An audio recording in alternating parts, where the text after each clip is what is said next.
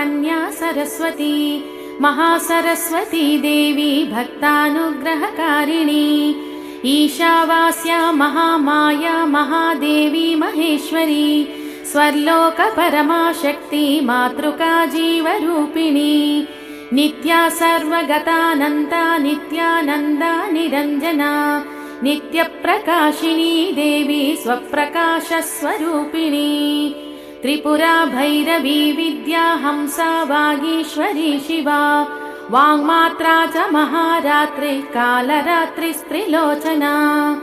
महाकाली कपाली च महागौरी तिलोत्तमा काली कराळवक्त्रान्ता कामाक्षी कामदा शुभा चण्डिका चण्डरूपा च चामुण्डा लिङ्गधारिणी त्रैलोक्यजननी देवी त्रैलोक्यविजयोत्तमा सिद्धलक्ष्मी